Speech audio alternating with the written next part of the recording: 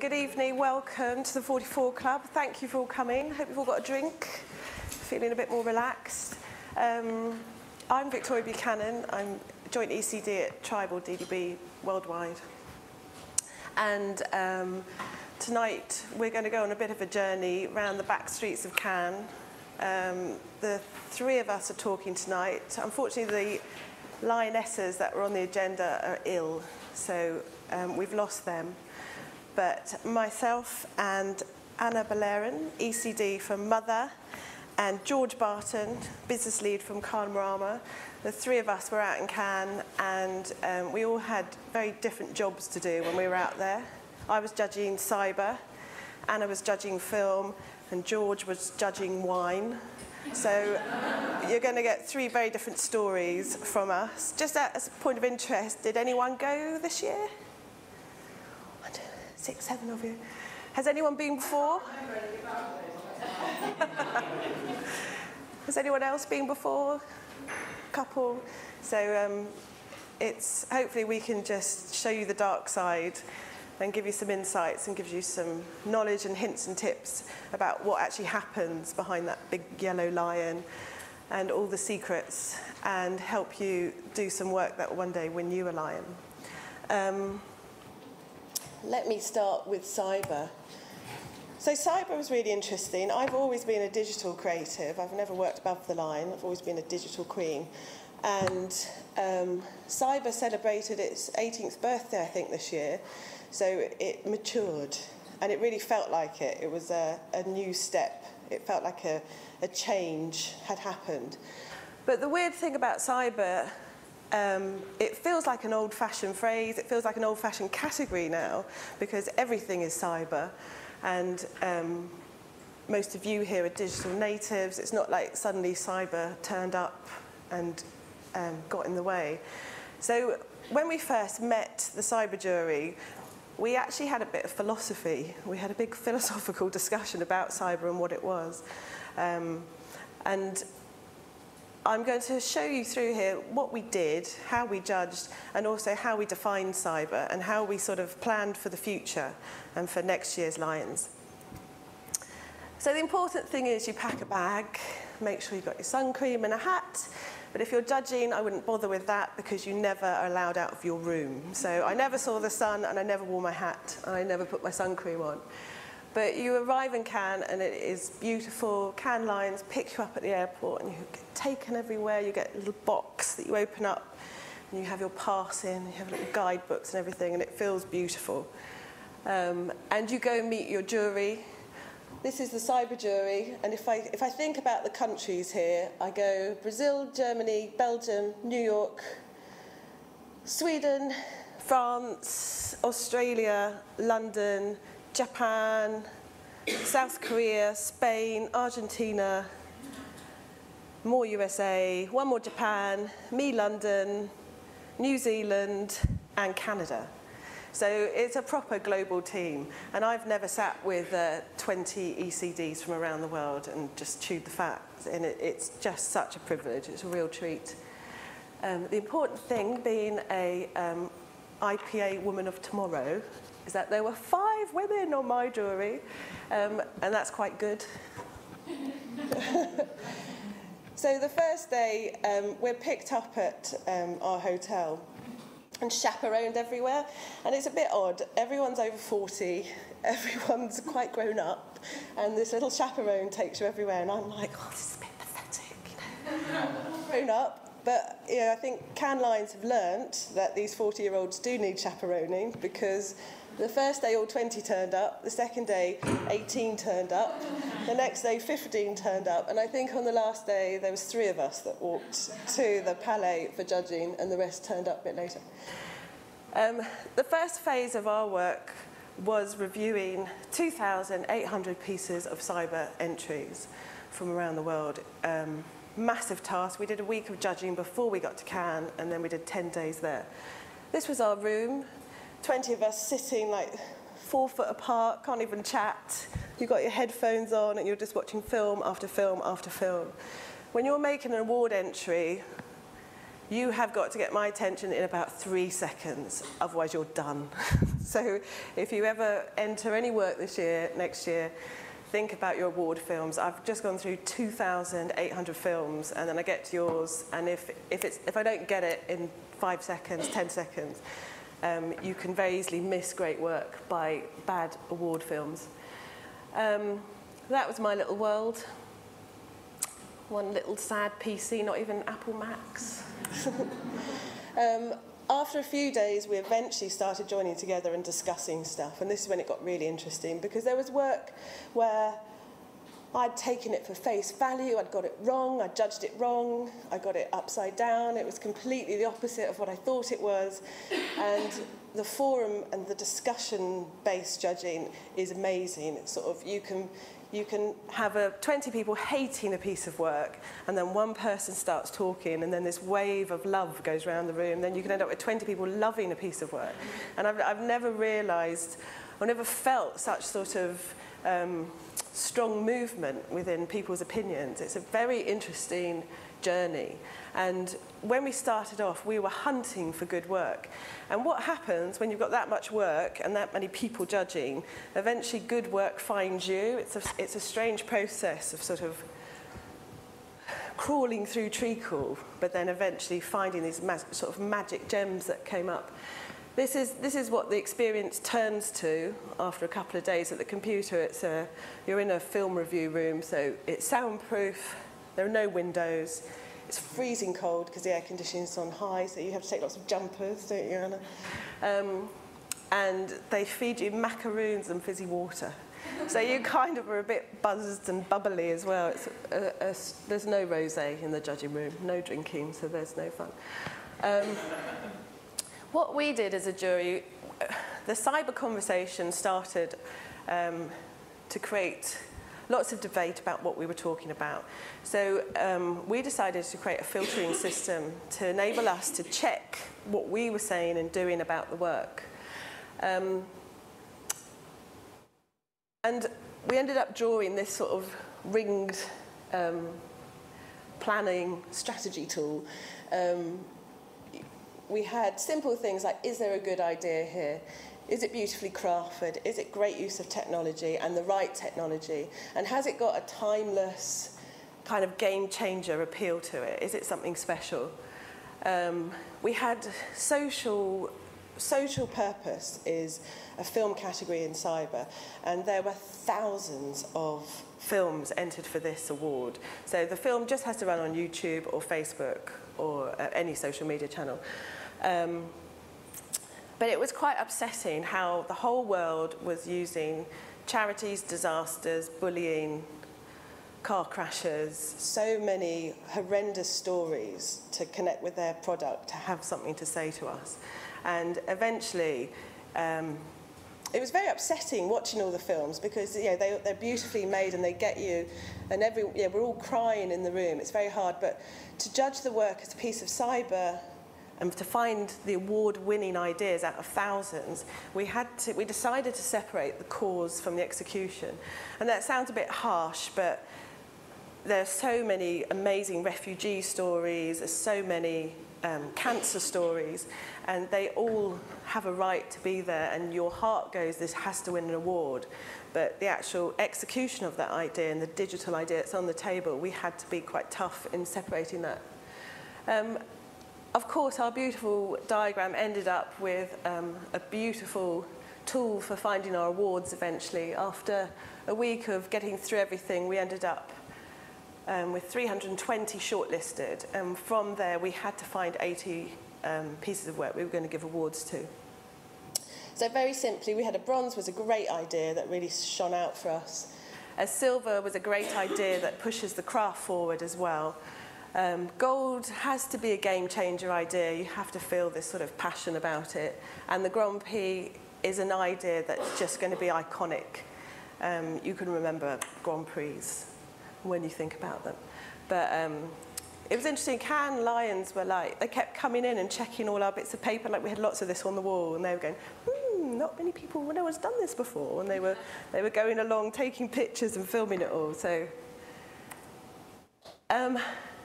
in conclusion of all of this gumph, I just want to do a quick run through of what's in and out as the sort of the major trends in cyber. Technology is massively disappearing. The maturity of cyber really came across that it's no longer being hacked by kids on zero budget. There's actually some money being spent, and it might be the main budget of a campaign is now put in cyber. And it was really interesting to see the maturity. But the really clever thing is that the executions are becoming elegant, there's investment, and the technology is disappearing. So when you're not feeling these massive clunky click-through executions and websites that you're traveling through. It's just becoming invisible, and it's becoming really instinctive. Machine learning was massive this year. Obviously, the winner of the Innovation Grand Prix and the winner we gave for cyber were all about learning algorithms. There's a lot of IA coming up. And the data's being used in a different way. We've travelled so far on our technology journey with creative where the output's been data, and that's given us great facts and figures.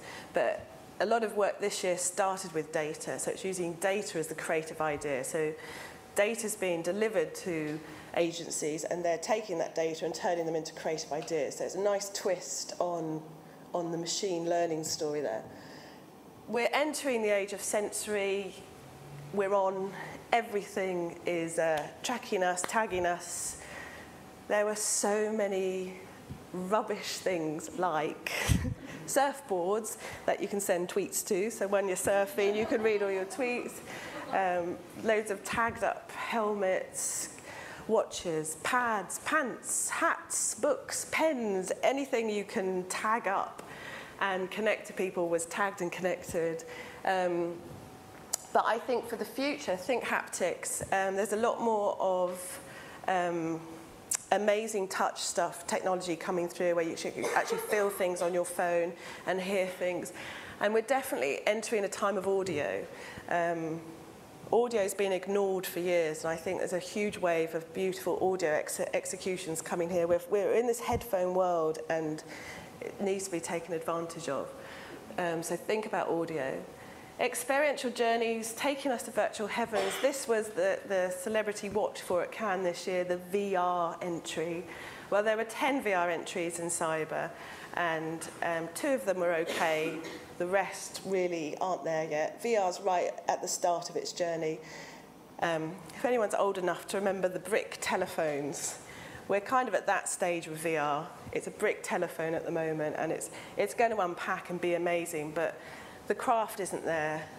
The technology is being used because the technology is there to be used. Everyone's got to be using VR at the right time for the right reason. Sending people into a virtual reality world just because you can isn't a good enough reason.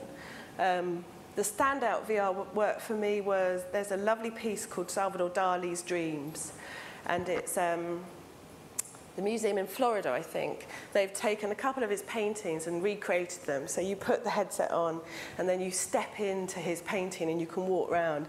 And it's a proper, amazing use of VR. It's a world that you would never be able to go to unless you had this VR experience. And it's special, and if you're a Salvador Dali fan, it's amazing. And it got a gold, but it was very close to a Grand Prix. Smart products, sorry, I talked about smart products before, all connected. Storytelling through social platforms, this was really mature and interesting. A lot of brands out there are hunting down their customers really well, and they're finding them in Minecraft, they're finding them in social platforms, and they're creating really boutique, bespoke work for those platforms, and they're speaking to the right people. They're hackers. Amazing hackers out there who are hacking the new Facebook canvas. There's a brilliant Brazilian piece of work, which is the insight was that parents weren't reading to their children at night because they were on Facebook. And so they made these beautiful children's books in Canvas. So the parents scroll through the canvas and read it to the children. But unless you know Facebook really well, you would not have come up with that idea. So it was really interesting hacks inside. Minecraft. Verizon built a mobile phone in Minecraft and ordered a pizza. For the case study, they ordered a pizza through it. And that was really exciting. My children are Minecraft addicts, and I'm in it with them. But for them to build a phone and then ring and dial a pizza in, again, another beautiful hack. And the other thing that was in was when we got to it, a really good idea, boom. Just a really good idea. You don't need all this cyber shit all the time to make this amazing. There's a case study I'm going to show you in a minute, which is just a really good idea, and it works beautifully. So don't get overwhelmed and bogged down with what cyber has to offer. The outs banners eventually are dead. There were, I think, 10 banners entered, and about 2 got through to the second round, and then they all died. So poor, our media houses might have to have something to say about that, but there's not much creative work going on there. Microsites, there was a lot of microsites entered, but they were really poor and unloved. People aren't going to microsites, don't bother. Social purpose film, I talked about this before. It's emotionally very hard, a thin line to walk, that one. Digital versions, TV and press work stuffed into cyberspace is a no-go. It was really interesting, the 20 on the jury, as soon as they spotted a TV ad that had been put on YouTube or in Facebook, it was discounted sort of straight away. It was not valid in that space unless it had been created for that space. And I think it was very strong sort of feeling that. Linear stories, we've got to stop thinking about linear stories. It's really interesting, see the work that rises up. It's more like decision trips that people are going on. The user is completely choosing their journey through our digital space, and they're in complete control, and trying to force them down a linear journey is just not worth it. People aren't interested. They want to own their own stories and create their own stories, so you've got to let them be free and listen to them more about what they want to do. Moobs is the film I'd like to show you that is just a really beautiful idea. Women's boobs, particularly their nipples, are censored in certain social networks even when showing how to perform breast self-examinations to detect early breast cancer. But we found boobs that aren't censored. Henry's. Hello, let's begin. Standing in front of a mirror, place your hands on your hips. Check your breasts for any changes in skin or nipples, including swelling, redness or lumps. Then, hands on your head, check for shape distortion. Now, time to get active. Using your 3 little fingers, press in a spiral from your armpit downward, going under the breast and covering its entire surface up to the nipple. Don't forget the armpit and upper pecs. If you feel any lump or irregularity, contact your gynecologist. There are 3 steps to detect breast cancer: breast self-examination, visiting your gynecologist regularly, getting a mammogram. And that goes for you too, Henry. Men can also contract breast cancer. Thank goodness that doesn't go for censorship. Share this video or make your own. All you need is a pair of man boobs.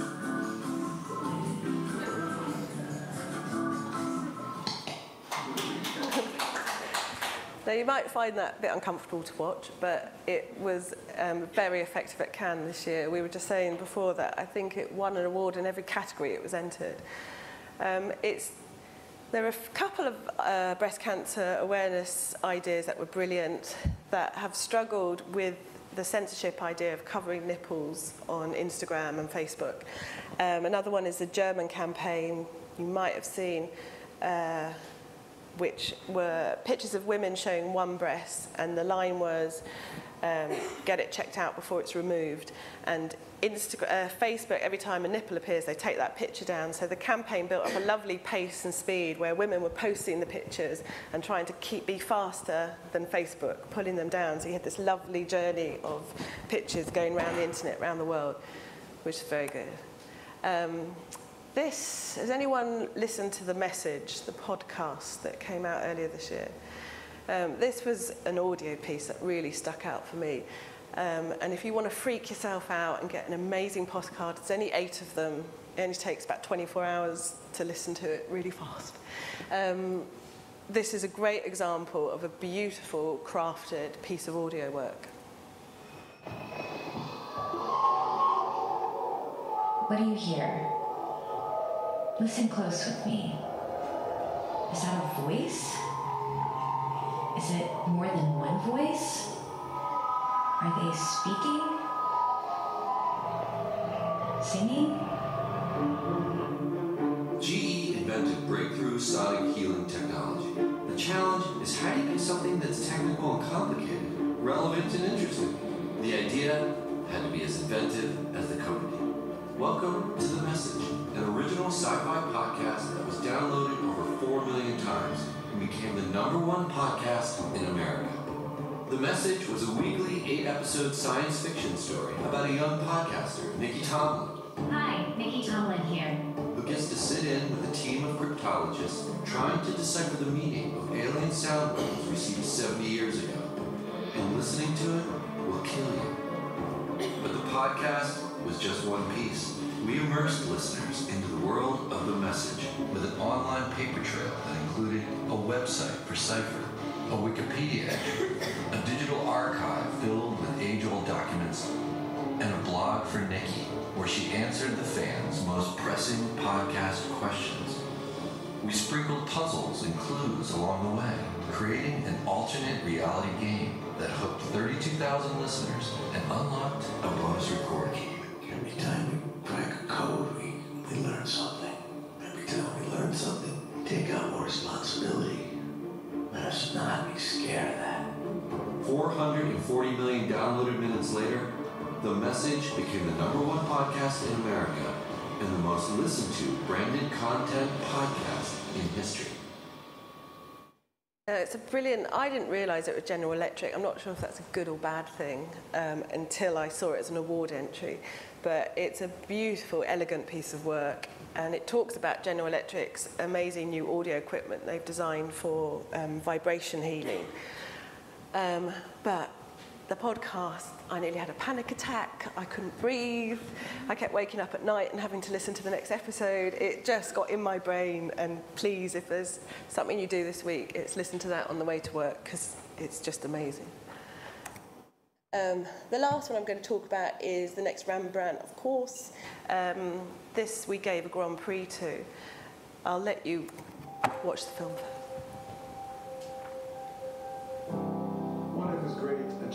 One of Rembrandt's great achievements was to portray human emotions in a much more convincing way than artists had before him, and in many ways for all time.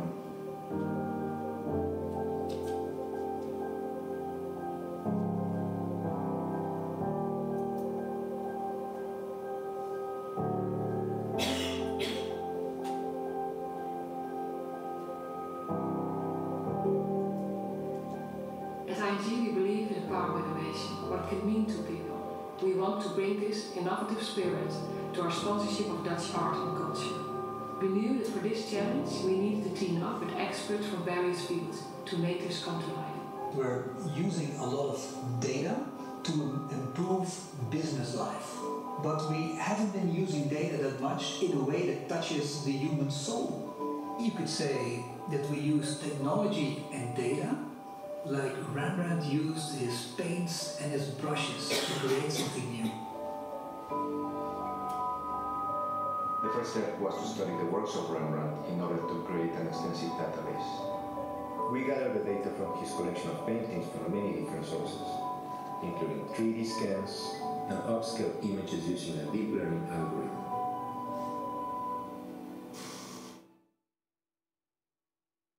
Because a significant percentage of Rembrandt paintings were portraits, we analyzed the demography of the faces in these paintings, looking at factors like gender, age, and death direction.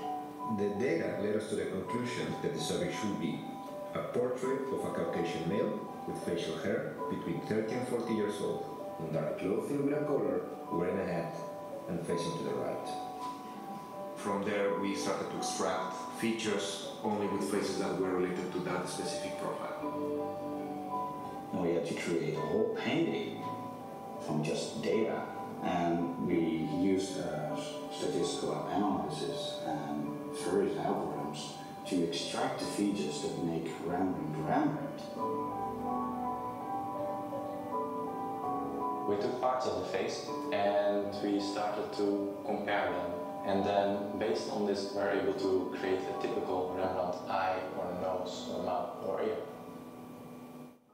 After generating the features, we were focusing on the face proportions. We used an algorithm that can detect over 60 points in a painting. We were able to align the faces and to estimate the distance between the eyes, the nose, and the mouth and the ears.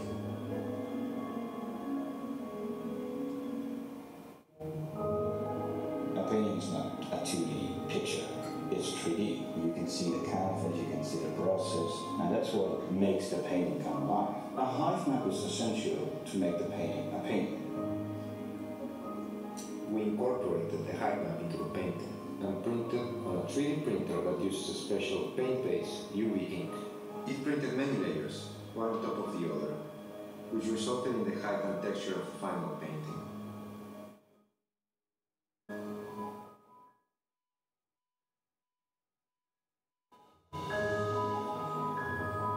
It's sometimes a magical moment to see a painting for the first time, even if it's computer generated. For me, it is something special. I would have believed if I saw it in a museum that it would have been a real Rembrandt, just one I haven't seen before. It will be interesting to see Rembrandt looking at it. He will be happy that there are people trying to understand him and trying to create something out of that. So I think he will be happy. The next Rembrandt makes you think about where innovation can take us. What's next?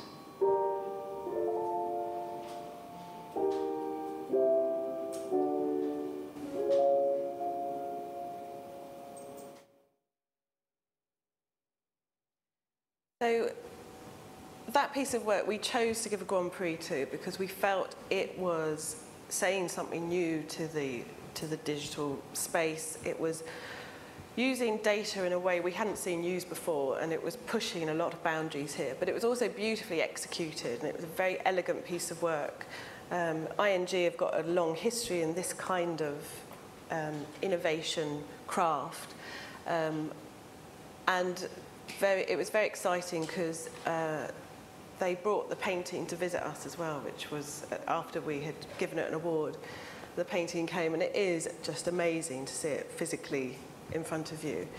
A great piece of work. I'm just going to leave you with this thought, and this is what we ended up talking about on the back streets of Cannes, that in 5 years we won't be awarding campaigns, we'll be meeting augmented human beings who will be coming in for awards. We were kind of this sort of future gazing of where we're going to be, what we're going to be talking about. But we just talked about all the categories within cyber mashing together and what would you have. And, you know, we're going to have little cyborgs coming in. So that's something to look forward to, I think. That's it for me. I'm going to hand over to Anna now. You need to plug in.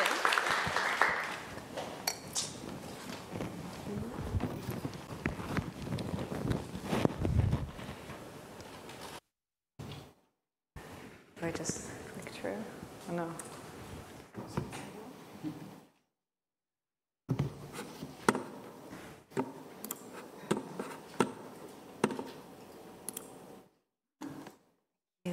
So, hello, good evening.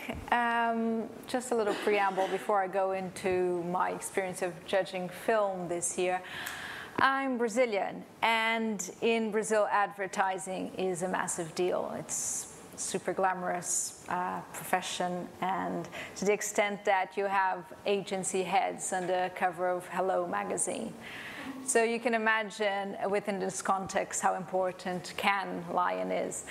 And I think in reaction to that, I was never very into Cannes. I always actually had something a bit against it. I said, okay, that's going to be my thing. I thought I'd go through my career being the, you know, I'm going to be the creative who never went to Cannes. And that was until March this year, and I got an email inviting me to take part in the film jury. And I said, oh yeah, screw that. Where do I sign?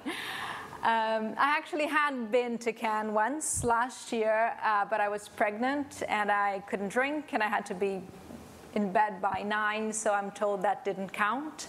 So yes, but anyway, the reason I say this is because I'm no expert in Cannes. Every year you have people coming around this year asking you to make predictions of what you think is going to win Cannes, and afterwards what do you think the trends are. And I also always dread that, because you don't want to be that person who thought augmented reality was going to be the next big thing, or the one who said that Snapchat wouldn't catch on.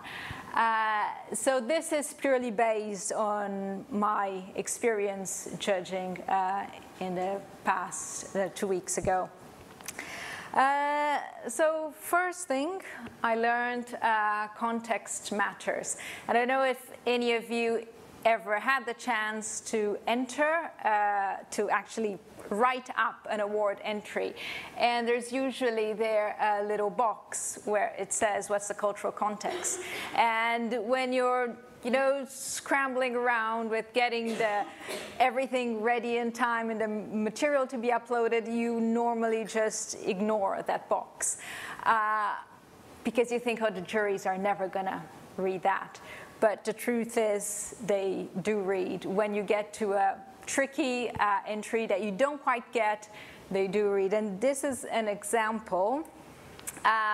This is an ad from Japan. It didn't get any medals, but it got into shortlist.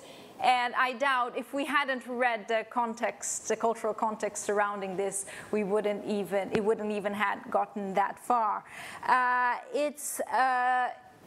I'll play it to you. Unfortunately, there's no subtitles, but you get it. It's a company.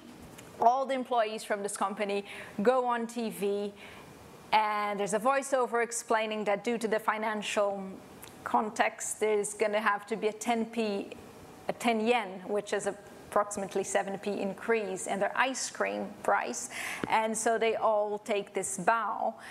And when you read the context, it tells you that this bow is a massive deal in Japan. So it's amazing that this whole company went online and did this bow to the population, asking them, apologizing for this price increase. So I'll just quickly play.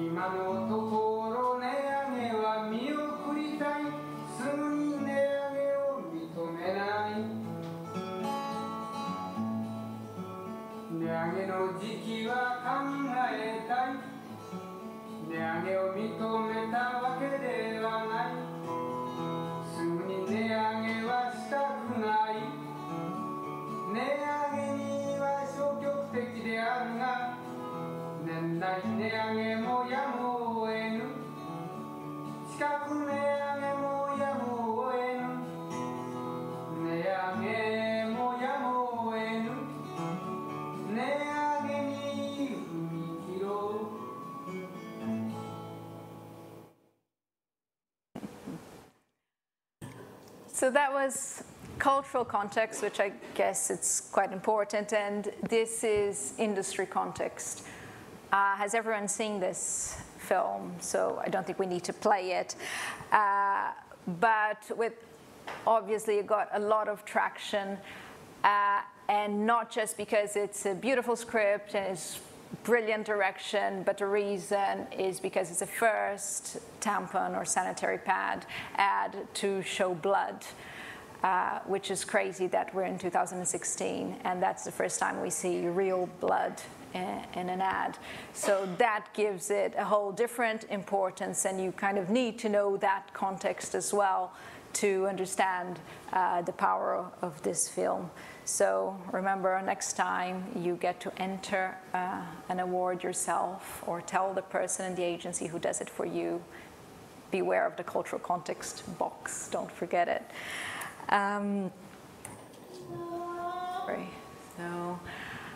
Cause is not enough. I think touching into what Victoria was saying earlier, after after, it started with Dove sketches, and then after Like a Girl, I guess every brand wanted to jump in the cause bandwagon, and every single film would be a stunt that was filmed and then edited in a case study type film.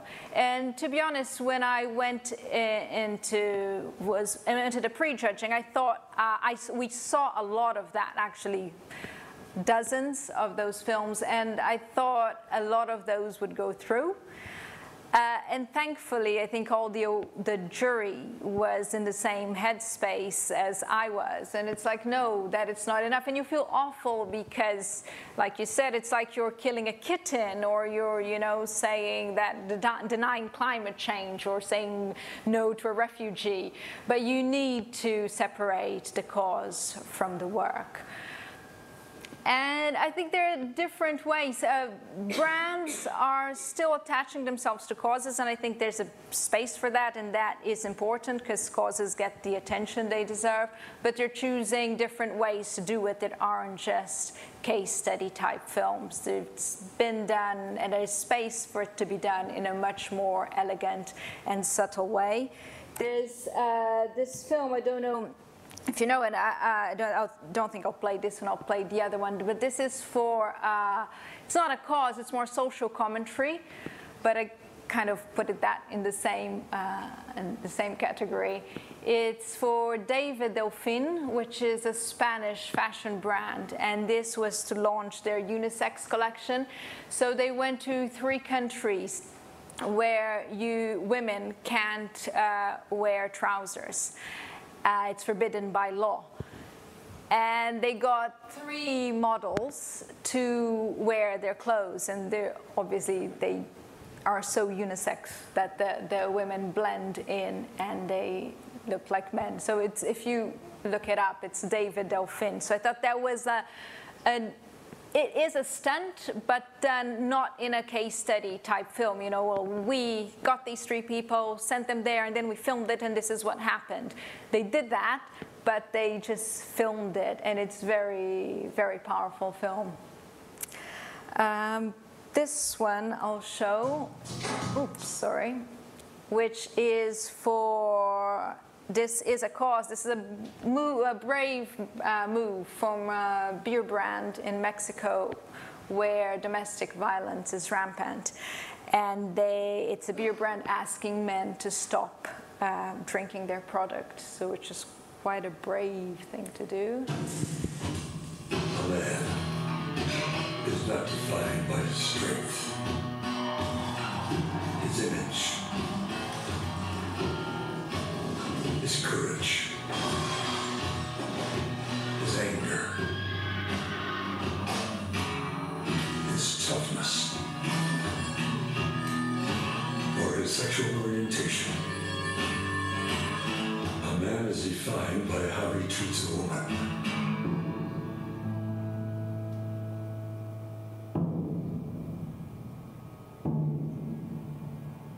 If you're not a man, you don't deserve it, Tecate. You don't need your business. Don't reach for one. You hate it. You're not one of us. Not one more for you.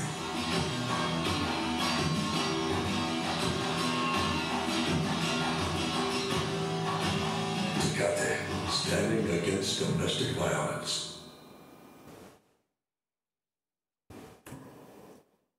Another thing we noticed is that comedy is making a comeback. And for a while, whoever wasn't doing the cause advertising was doing this very serious and inspirational work full of, you know, very like manifesto films.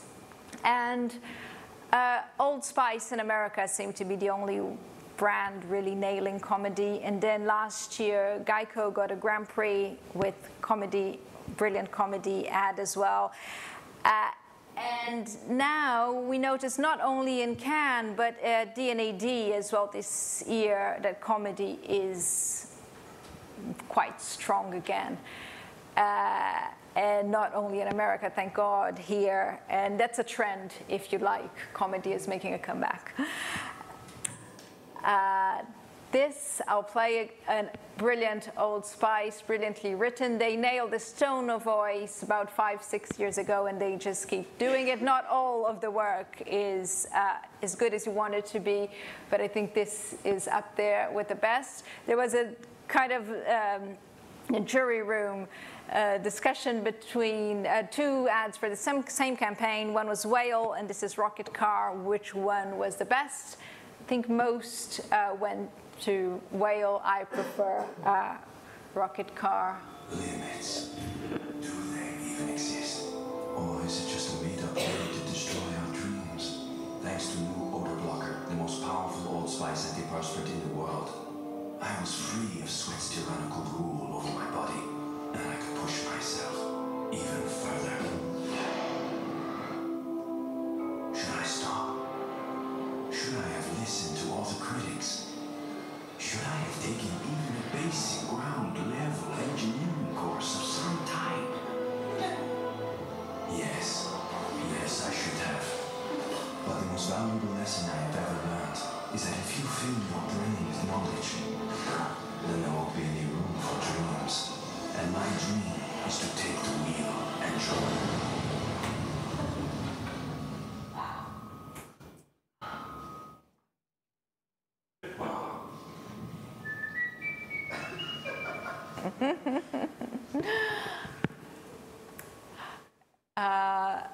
This, I think everybody knows this, I won't play this, but amazing, yeah. I'll go back to it, but before I do it, I'd like you to watch. I don't think a lot of people will have seen this. This is for a Painkiller product. It's an Argentinian ad, and Argentines always do great in humor. They, of course, the man boobs was everywhere. This is, funnily enough, it's the partner of the guy who did Man Boobs. She did this ad. I'll play it to you.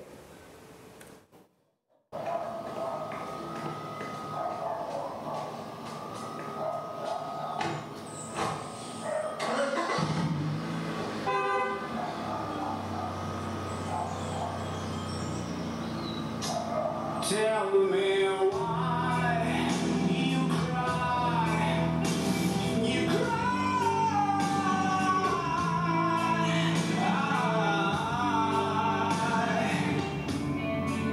You cry. 'Cause I believe.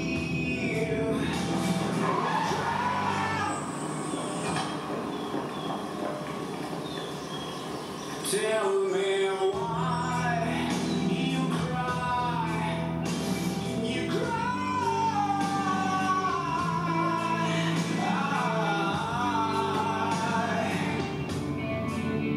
You cry. 'Cause I believe. Tell me why you cry. You cry.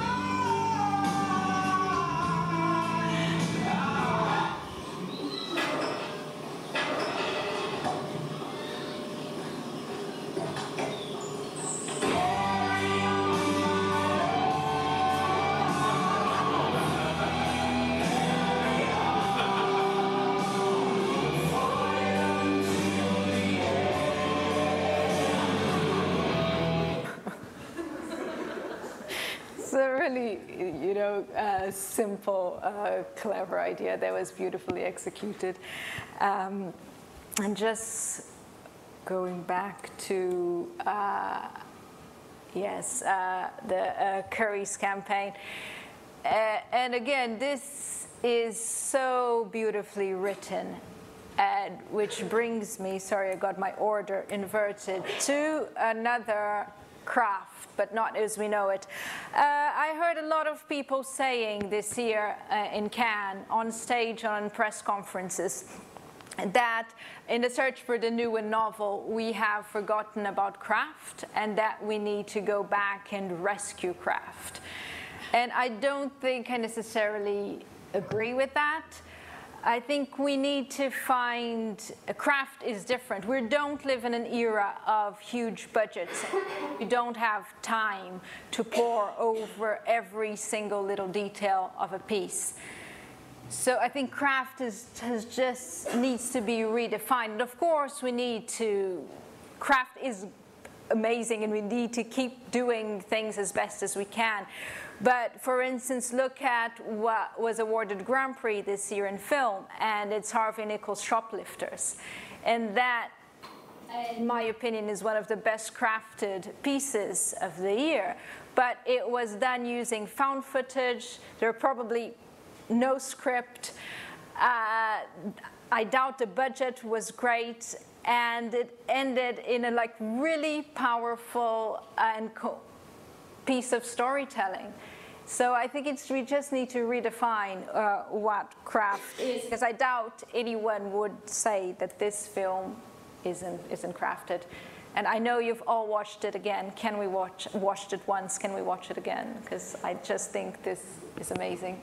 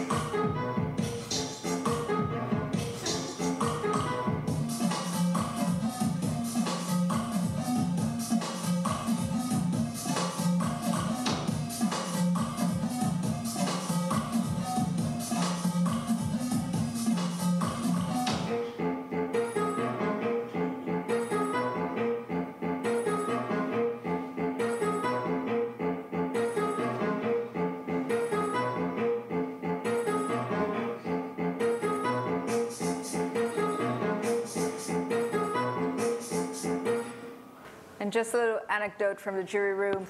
I've never been in a jury before I think most of us had seen this piece in a small screen, in a laptop. Nobody had ever seen it in a big screen. And it was the only piece that when it was played, when it got to the, after going through shortlists and we started actually giving the Lions, when it played, spontaneously the whole room, 21 of us, 9 women, broke into applause, which was amazing. And I think everybody in that room wanted to have done this film. And it was just a great experience. It's funny because the hardest award to give is the Bronze Lion, because the line is very blurred of what is a shortlist and what is a bronze. And then the good work just starts surfacing, and like Victoria said, it comes to you. So silvers get easier, golds get even easier, and what we discussed 3 minutes what the Grand Prix was going to be, and we discussed 2 days of what the bronzes were going to be. So next, Film is Alive. Alongside what's the prediction and what are the trends, the other annoying question is film still relevant in this day and age? And of course it is. If you look at the other categories, a lot of the award-winning work was reliant in film. And maybe TV in cinema isn't relevant as much as it was, but film as a vehicle is still super powerful. So this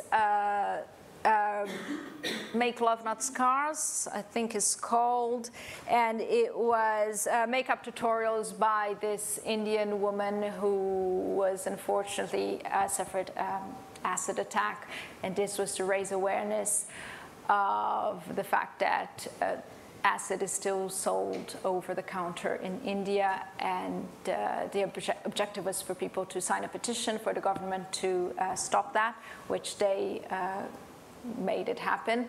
But that's a film. This got a glass lion. Justino got a lion in cyber. This was a multifaceted campaign. I think it touched all the touch points it should, but the main piece was a film, Pixar-esque film.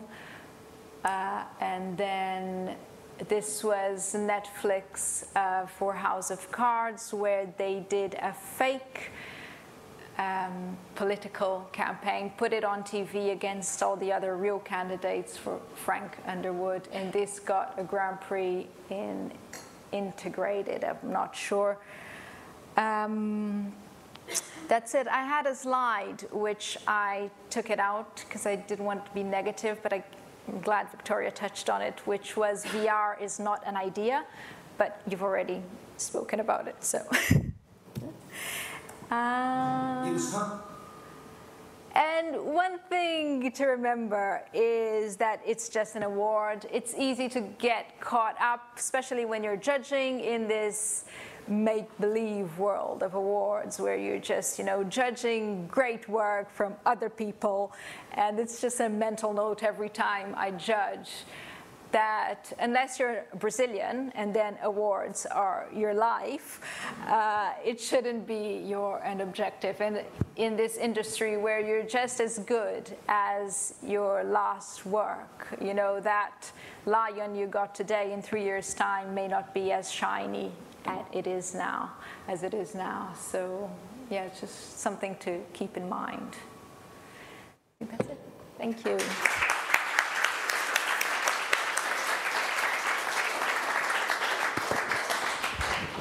Thank you, Anna, for that lovely look into the film world. Now, George, a little swapsy. George is going to share with us the dark side of camp. It's not all dark. That would be a little bit bad for this time on a Monday.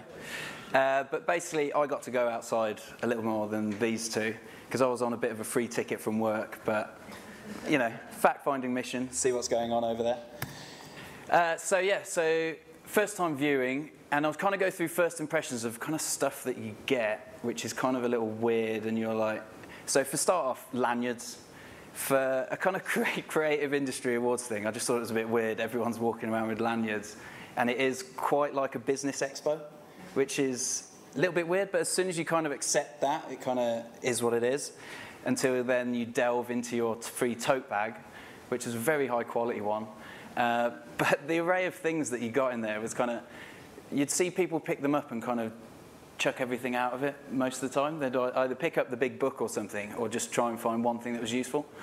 I think if you worked for China Mobile Group, you'd be disappointed that you went for the tote bag idea, because it was much worse than the actual one that you got. So kind of seemed a bit pointless if you're going to advertise yourself like that. But then to kind of set the scene for the place, so this is the Palais, and that's like the biggest advertising digital billboard that's there, and Twitter kind of owned that for like the whole week. Well, 2 weeks, because judging's a week before, isn't it? But so this is a classic business expo type building. It's where they have the film awards that come before, and then the porn awards come 2 weeks after or something. So is that right fit that we're in the middle? Probably. Kind of works. But yeah, I mean, this is kind of like the main epicenter where, there's another big screen around the other side with a red carpet. And so, like, you go with lots of preconceptions, especially because, like, I don't know about some other offices, but most of the time it's kind of the big dogs that get to go. So it's kind of like, oh, let's go and see what's going on, especially for a company that haven't classically done awards. But these things are true. You do get to go to mansions. It's another thing that is kind of like competitive as to who's got a wristband for everything. And it's like, oh my God, you don't know that person. I need to get you into that. And you're like, God, can everyone just chill out a little bit? But as you can see, there's a few people chilling out over there. And then this is the gutter bar. I didn't want to do it in mid-flow because there's just hundreds upon hundreds of advertising people at 5 a.m. And so I thought much better when the clean-up job is happening. So there could be a social campaign to just try and help clean up, because everyone is just chucking stuff everywhere. And then you get to the people, and I just like this because this guy was taking a selfie with his VR headset, with his Apple headphones in, and I was just like, yes, come on, this guy's a modern man. But VR was kind of everywhere in the Palais. Samsung had a huge thing. They had like a kind of roller coaster that it was pretty cool, but the better thing was actually that they had hidden in their kind of showroom, which is like they've got a 360 camera, which take a photo with that, put the headset on, and then you're just walking around a memory, which is quite cool. So you just got loads of people around you. Plus, it's quite expensive to have the roller coaster thing. But then you kind of get to the point of it. So, you know, I had to report back to work and just kind of get to grips with just the amount of stuff that is there. You'll notice that guy with his mobile group tote. Very nice. But the thing is, I mean, you know, going in there as a newbie, there's so many categories, and they're just in this catacomb in the Palais, and you can kind of just get lost for ages. And you just find that most of the work has about 6 different badges under it, because it's across so many different categories. And it's quite difficult to kind of, I don't know whether people are hedging their bets, that if they can just go for as much as possible, that they might get it through. I'm sure it's annoying as a judge, because you're kind of like, well, that, yeah, it doesn't quite work. But then, you know, it's a week of sound bites. You get the kind of Can-Lion newspaper every day, and there's just, you know, they sum up all of the different speakers with like one kind of thing. I think there was something from Martin Sorrell, and his one sound bite was, Hillary Clinton will be the first female president. She will win the female vote. And I thought, for a 45-minute talk, I was like, there's got to be something meatier than that. So I went through a load of different things, and I just like this one because it's from the editor of Wired, and the world will never move as slowly as it does now. And I just thought it was a nice challenge about the world we live in and all the different work, because I'm a business lead, so I'm in the account management side of things, and the challenge there is understanding how fast the client business is moving, and then how fast the agency is moving, and see if you can try and meet in the middle or get ahead of them or give them loads of different ideas, which, whether or not we do that, Laura from Karmarama, you know. But I've kind of picked 5 pieces of work that I just kind of made me react in some way. So there was something about it that I just thought, you know what, that's cool. It's quite difficult because, to the context point, you're not kind of seeing it in your everyday life, so it is a little bit out of context, so you've got a bit more time to think about it. But this is like a 90-second ad that I just think is beautifully shot, and it leaves you with a kind of quite a strong emotion about Michael Phelps, the swimmer. And Under Armour, I just think, are the ultimate challenger brand, because what they've done, I think they're number 2 now in the States, just behind Nike. And Kevin Plank, their CEO, is a pretty inspirational bloke. But I'll just play it.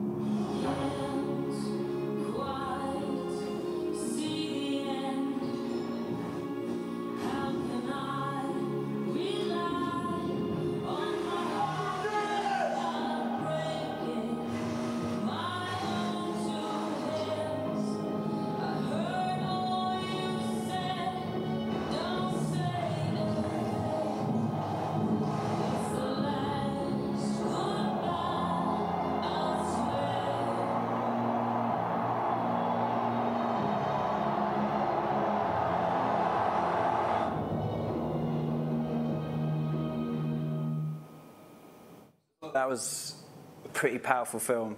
Although I was saying to my mate the other day, I did slightly get to the end of it and think, could I be bothered? Which is...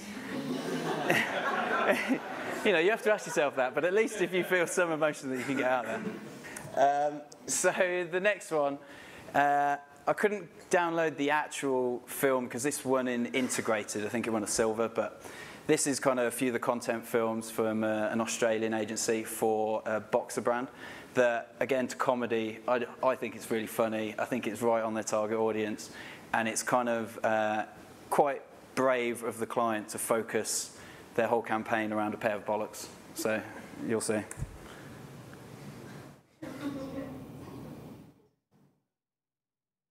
Brain was just for a female. We're thinking of heading over for a conversation. This is the brain. We won't be doing that. Stay the course. Brain, we really think this is an opportunity. We should definitely head on over. This is the brain. This is not an opportunity. I'm in a board meeting. Presenting. That's such a square. Is he not seeing what we're saying? You itchy?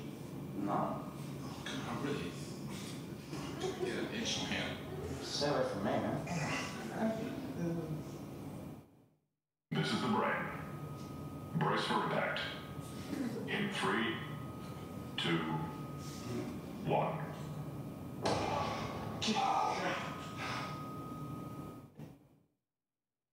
Did you feel that? No, I think I feel okay. No, I think we're going to be all right.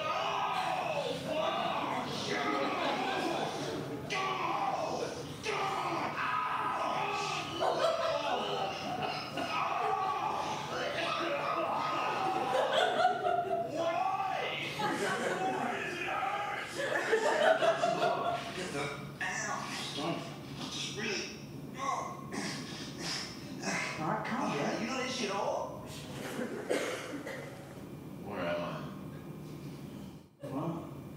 I don't even know where I am. What do you mean? This is so comfortable. So blue. This has never been this comfortable.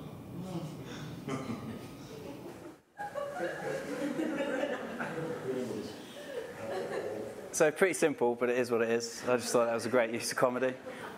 And then one of the best pieces of that campaign, they had like a 50-metre digital billboard which reacted to the weather. So it had the pair swinging bollocks, and depending on the weather, it would either go up or down, depending on how cold or hot it was. And then this one's going to bring the mood down big time.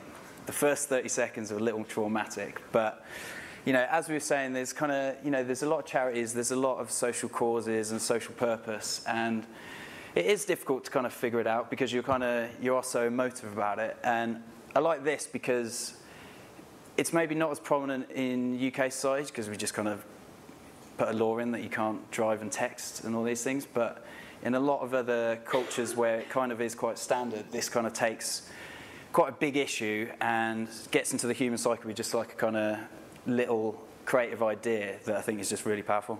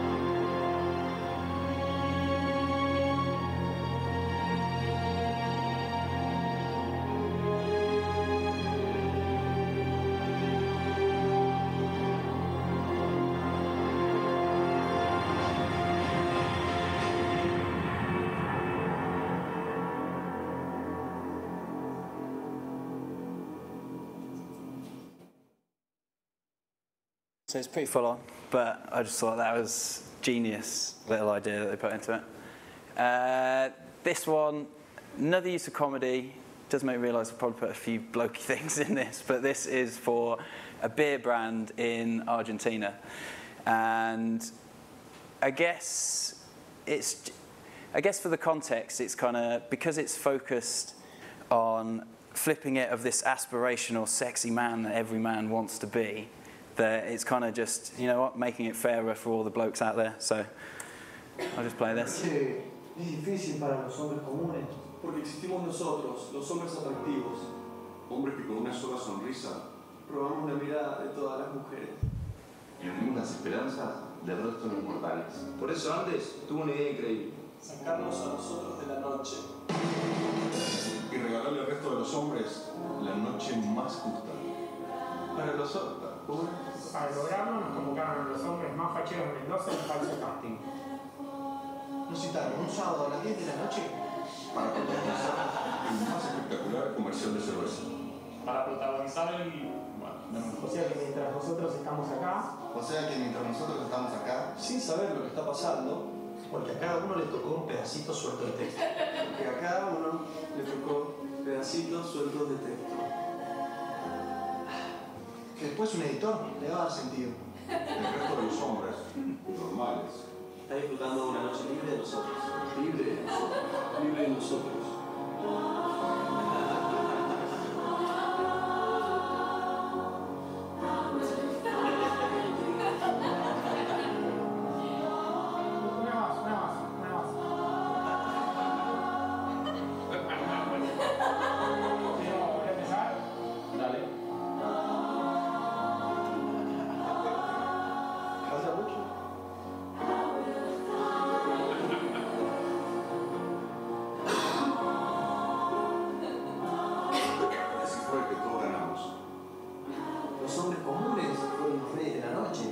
Y nosotros salimos en un comercial.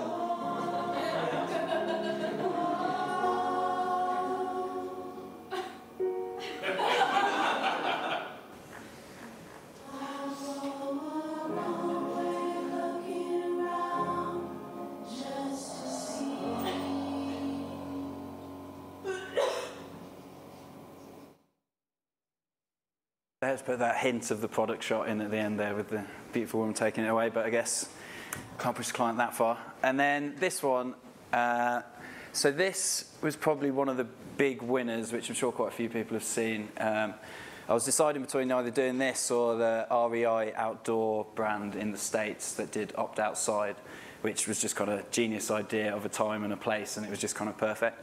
But this, I just think, it was probably written down on the back of a fag packet, and it's just something that just kept rolling and rolling. And yeah, just have a look.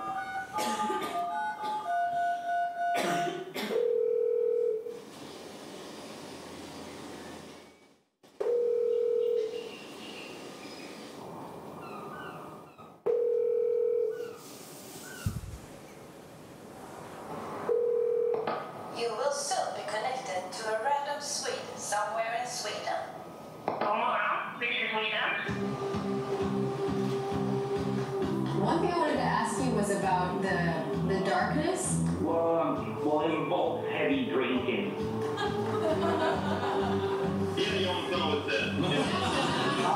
How's King Carl and Queen Sylvia doing? They're doing fine, I think. Sweden is celebrating 250 years of free speech with a unique twist. 记好了，现在拿手机啊，就是46。 Sweden has just become the first country in the world to have its own phone number.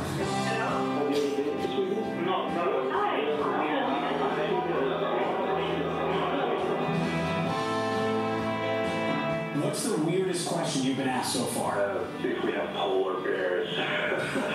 Is there an IKEA on every corner? No, although we have quite a lot of IKEA. Is this representative of Sweden? I am not. I hate Sweden. What do you hope it achieves? Let people know Sweden is a good place to stay. Don't forget Stefan Löfven. Hello, this is Sweden. I'm the Swedish Prime Minister Stefan Löfven. Wait, how do I know you're really the Swedish Prime Minister? Well, I believe you have to trust me.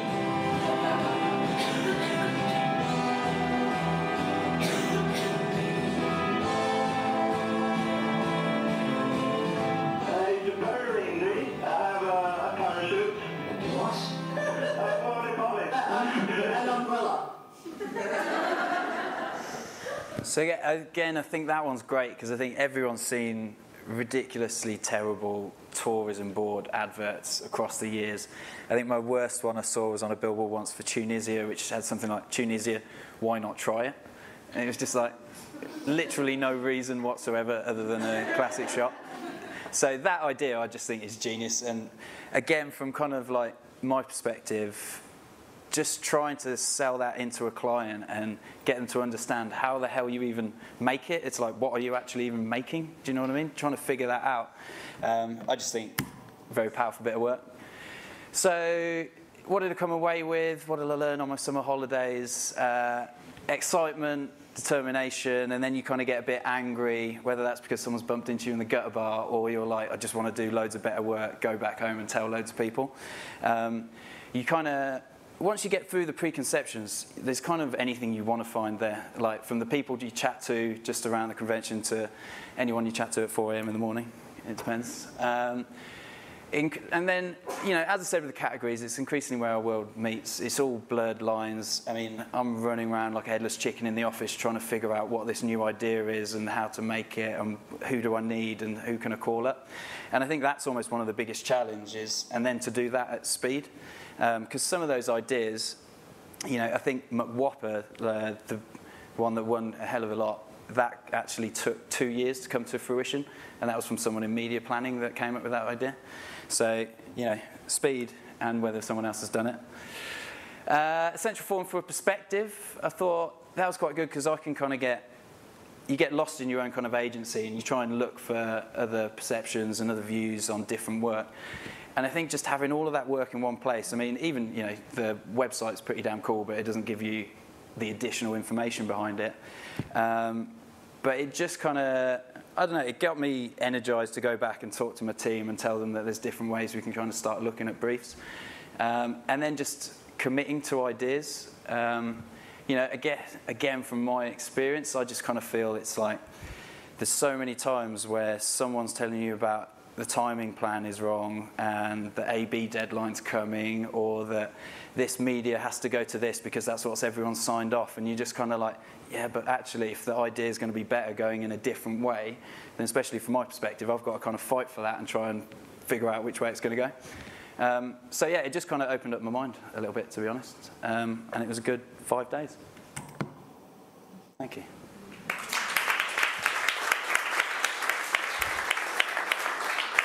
George, for that. The three of us have just scratched the surface of Cannes Festival, really. We haven't got enough time to tell you the whole story, but if the two of you like to join me on the stage, we have got time for a few questions from the audience. Has anybody got any questions? Got a microphone.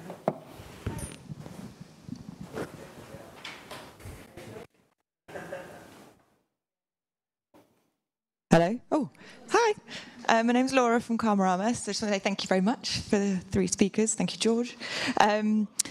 It's a question for all of you, really. I know Victoria and Anna, you both touched on charity campaigns and separating the cause from the execution and the cause not being enough. I've heard that, I can't remember his name, but the CEO of Cannes is thinking about splitting out charity work from the body of the rest of the categories and maybe launching a new category for it next year. I was just wondering what your thoughts on that was, whether it's, I mean, there's so many categories already with Glass, Lions launching last year as well, whether you think that's a good idea or a bad idea, basically. It's a fair idea, actually, because it's hard when you're doing work for a client and you have all the obstacles that George was just touching on.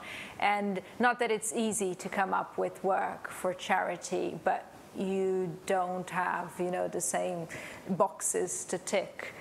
And it's, I think it's fair, but it is another category that you're creating, and I joke that Cannes is going to have to come up with a category to award people who get the work entered in the right category, because it's impossible to, like you were saying, to just unless, and I guess the big winners end up being unfairly the work that gets entered in, you know, across the board, 20, 30 categories, and then you end up getting an award.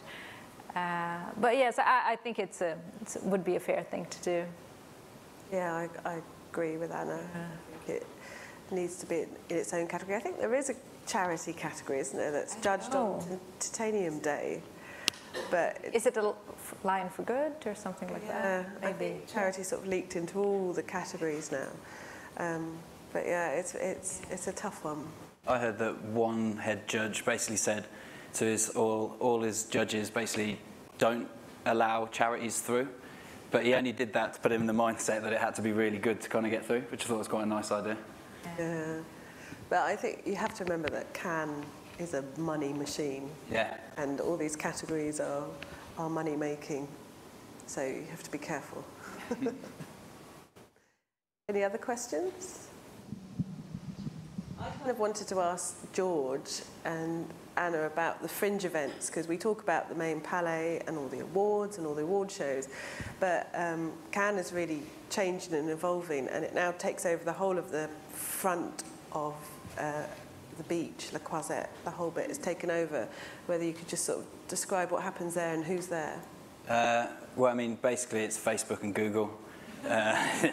Facebook have this massive beach where they're just holding events constantly. And then Google, that was kind of it was a little more entertaining than the Facebook one. The Facebook one seemed to have a bit more of a business kind of vibe to it. But then as you go down the beach, I mean, you would hate to have been on a family holiday there, because there's only one little section of the beach right on the end. Everything else is either Cannes Lions, and it's all quite cool because they all have their own little speaking events. So like if you miss on a few talks, then you've kind of got someone that's summing up the day for you, which is quite handy if you haven't gone to some of the talks. But there's so much stuff going around. You basically just bumble around into things. Yeah, I mean, the beach was kind of the place to go during the day, really. I think it's almost becoming a mini South by Southwest Cannes, because you have all the tech companies and they're doing their own thing. So most of the people who were there from Google and from Facebook, they didn't even get the lanyard, you know, to go into the Palais. So I don't know what's going to happen with that, because it's almost becoming a more coveted event. The fringe event is becoming more coveted than the awards for some people. I thought it was a bit weird. Down the main street, there's loads of advertising, but none of it's very. Really bad advertising. It's ironic, really isn't it? Everyone's just advertising themselves really poorly and not adding anything to Cannes, really. No. It's just going, what is it? Someone's like, ad banners must be seen, and I don't know, it's just kind of like. Doing a road safety poster. Yeah, that was very much your kind of. Wanting images as well, just black and white. They look quite angry men. I have a question. Yeah. I'm Mary Baskin, I'm a planner. I'm a breast cancer survivor, so I love the fact you did that move thing. Just about effectiveness, because I'm a big fan of the idea. Globally, the goals is launch their own in 2000. After one, the goals of bronze in order to create a award. Of the ones that you judged, what would you predict? Is the cast for your list? The winners that you appointed, which ones do you think were the most effective? Sorry to ask you. Interesting. I'm just thinking. It's in cyber, it's really hard, because at the end of each case study you get 48 million impressions, 56,000 views, 200 million likes, and We all know that actually doesn't mean anything. no, and it's very hard to judge in the digital space. I think they've got a massive problem there, effectiveness-wise, to keep it honest. And we ended up Googling a lot of the work to see how many YouTube views there were to sort of try and judge ourselves, because we just didn't believe the numbers they were reaching. In film, I would guess the Under Armour work. I guess they are starting to occupy the space that Nike has.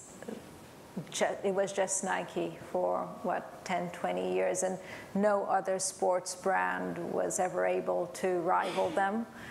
And I think Under Armour has managed somehow, and I think that's they're going to be ones to watch.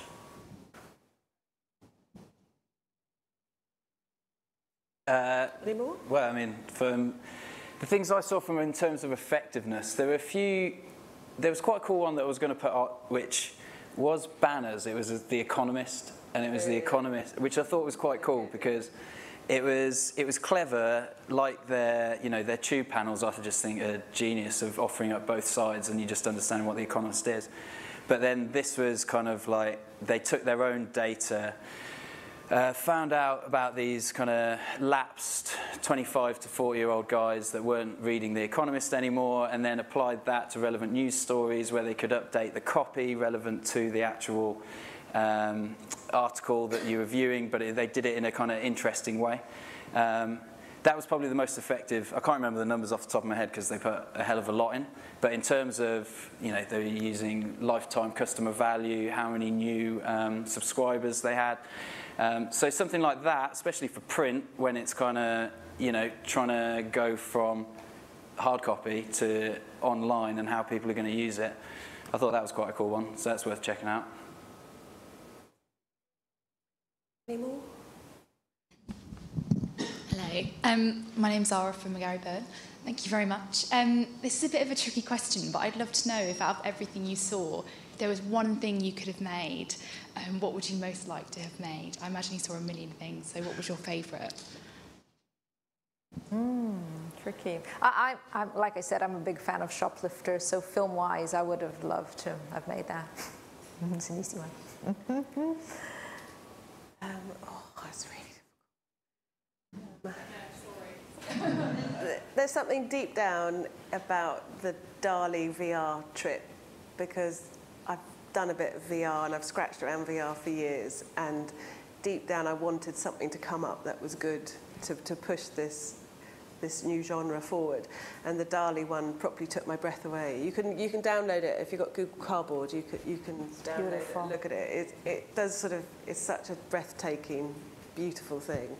I did wish I'd done that. I'd probably go for the REI one, just because it was, as I said before, it was perfectly over time. And I work on a retail brand as well, and you think around things you can do for Black Friday, and then you kind of get to a point where you're just like, well, does anyone really like doing it anymore? And then REI took that to the next level, and instead of it becoming like a social movement, it almost became like a brand movement, because loads of other retail stores in the States followed suit. So it's kind of like suddenly they're just at completely the top of their game. And again, it's a really simple idea, and it was a hashtag opt outside, and they were an outdoor brand. Kind of made sense. Man boobs is a very simple and very cheap idea as well that, could have been done before, and it's amazing. Yes. Can I just finish with talking about See It, Be It, which, if you don't know, is a group. Cannes Lines allow 15 young women into the Cannes Line experience each year, and you can enter. They're sort of range from mid creatives and juniors to creative directors, and you get an all expenses paid trip for 3 days to go out and join in the festival. So spread the word, let people know it's available out there, Google it and enter it, because 500 people applied this year and 15 women got through, and I spent a day with them. And we were on a yacht, we got taken out on a boat, we met John Hegarty, we met all of Google. You have an absolute privileged experience of the whole festival. You get involved with everything that's going on. And it was mind-blowing. And these 15 creatives, when I left them at the airport, sort of pumped up and just ready to take on the world. It was very, very beautiful and exciting to see. So spread the word about See It, Be It, because it's not very well known. We're done? Oh, one more. Oh, thank you. I was just going to ask super quick. Anna, you said you were super cynical about Cannes kind of previously, and then all of that kind of went out of the window when you got selected to go. And I know, George, I thought Karmarama didn't enter Creative Awards, or do they now? Or what, I don't know. We do on behalf of clients, or Creative Effectiveness Awards for that. I just wondered whether either of you now have changed your opinion on Cannes since you've now been, or whether you're as cynical, more cynical about it, whether now you love it, whatever. I just wondered if that had changed. I'm probably less cynical about it, honestly, because I always think a bit of competition is healthy, but you've got to be doing it for the right reasons. So, like, you know, all the lanyards and the wristbands and all that kind of stuff, that's competitive for the sake of it. But like, when it comes to the work, I think you've got to have that kind of drive to push it through. And a lot more of the work kind of made me react in a way that I thought it wouldn't, because I thought it would be, you know, you hear horror stories of case study videos that cost like 100 grand and stuff, and some of them, the production values are absolutely ridiculous. But yeah, I don't know, I just think the breadth of it, when you actually really go in there and look at it, and you can speak to some of the people that have actually worked on some stuff, I don't really see a problem with it. I thought it was quite good. When you're judging, it's funny because you go through a roller coaster of emotions, so you get there quite excited, and then when you start seeing all, you know, before you get to the short list, you go like, oh my God, is this what I work for? And because there's a lot of work that isn't very good, and then you start getting really depressed, and when you want to get out of the industry, and then once it starts, you start narrowing down, you get excited and inspired again. So yeah, you definitely left inspired. I think it's just important to remember that Cannes isn't a client, or shouldn't be our clients. We should do work for our clients and not for Cannes. I think that's always something to keep in mind. Thank you very much, Anna. Thank you, George. Thank you all for coming and asking questions.